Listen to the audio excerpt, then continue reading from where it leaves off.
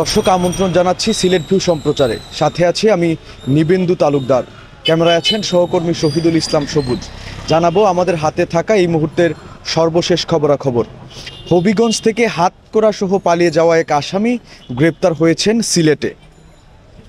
হবিগঞ্জ আদালত প্রাঙ্গণ থেকে হাতকড়া সহ পালিয়ে যাওয়ার 3 দিন পর অবশেষে মাদক ব্যবসায়ী রাজু মিয়া গ্রেপ্তার হয়েছে সিলেট পুলিশের হাতে।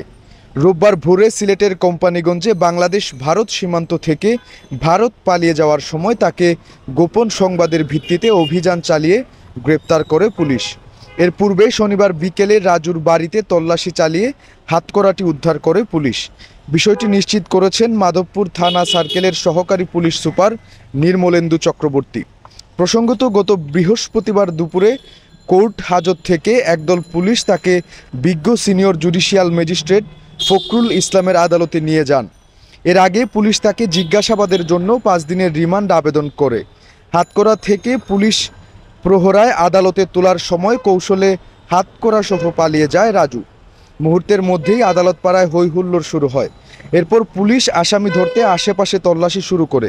গত 31 আগস্ট বৃহস্পতিবার ভোররাতে মাধবপুর থানার হরসপুর রেল স্টেশন বাজার এলাকা থেকে গোপন সংবাদের ভিত্তিতে অভিযান চালিয়ে রাজুকে গ্রেপ্তার করে র্যাব 9। এ সময় তার কাছ থেকে উদ্ধার করা হয় 264 বোতল ফেন্সিডিল। সে উপজেলার শিবরামপুর গ্রামের মোহাম্মদ চান বাদশা মিয়ার পুত্র। রাজু একজন পেশাদার মাদক কারবারি। এদিকে আদালত প্রাঙ্গণ থেকে আসামি পালিয়ে যাওয়ার ঘটনায় 3 সদস্যের একটি তদন্ত কমিটি গঠন করা হয়েছিল। কমিটির তদন্ত আজ প্রতিবেদন দেওয়ার কথা রয়েছে।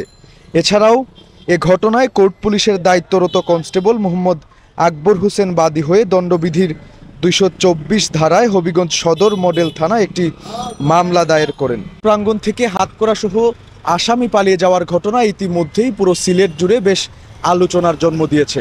তবে অবশেষে বাংলাদেশ ভারত সীমান্ত থেকে সেই আসামিকে গ্রেপ্তার করতে সক্ষম হয়েছে বাংলাদেশ পুলিশ। এই ছিল এখনকার মতো আমার কাছে সর্বশেষ। এতক্ষণ আমাদের সাথে থাকার জন্য সবাইকে অসংখ্য ধন্যবাদ।